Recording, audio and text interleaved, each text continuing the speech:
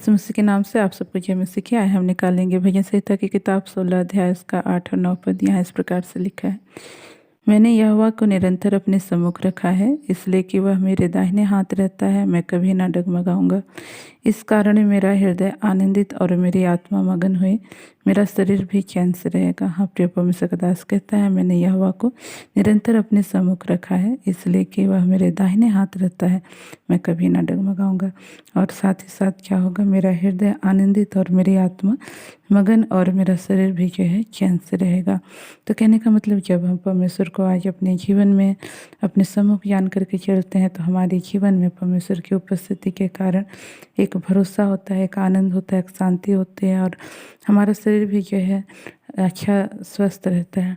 तो कहने का मतलब कि आज हमको जो है अपने आप को परमेश्वर की उपस्थिति में जान के चलना है, जिससे जो है हमारे जीवन के द्वारा किसी भी प्रकार का ऐसे काम ना हो जिसके परिणाम स्वरूप जो कोई हमारे ऊपर जो है विपत्ति आ पड़े। हम देखते हैं किस प्रकार से यीशु मसीह ने जब 38 वर्ष के रोगी को चंगा किया तब उसको कहा कि आप फिर पाप ना करना, कहीं ऐसा ना हो कि इससे भी जो है भारी विपत्ति तुझ पर आ पड़े। तो आज यह प्रिय पाप हमारे जीवन में विपत्तियों को लेकर आता है, इसलिए आज हमको पाप करने से बचने के लिए परमेश्वर को अपने सम्मुख जान करके अपने इस जीवन में जीना है, ताकि जो है हम पापों को करने से बचे रहें और इस संसार में एक आशीषित और एक सुखी जीवन को जी सकें।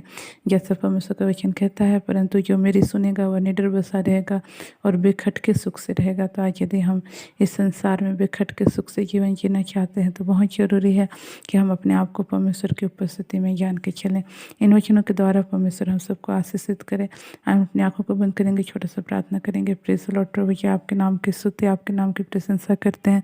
आपने हमसे बोला, बातचीत किया, उसको धन्यवाद करते हैं। विशेषकर प्रभु जी, मैं इस वक्त इस बहन के लिए प्रार्थना करती हूँ जिसका नाम प्रभु लक्ष्मी है। पिता परमेश्वर, और यह बहन अपने जीवन में पिता परमेश्वर नाना प्रकार के रोगों से ग्रस्त है और यह सोचती है मेरे जीवन में क्यों ये विपत्ति आई हैं। हाँ प्रभु, यह आपकी उपस्थिति से हट करके प्रभु अपने शरीर के अनुसार चल रही थी, जिसके कारण प्रभु इसके जीवन में विपत्ति आई है। प्रभु तो अनुग्रह कर, इन्हें क्षमा कर और प्रभु जी दया करके प्रभु इनको फिर से खड़ा कर प्रभु, और पहले के समान प्रभु फिर से आपकी उपस्थिति में चल सके, ऐसा अनुग्रह कर।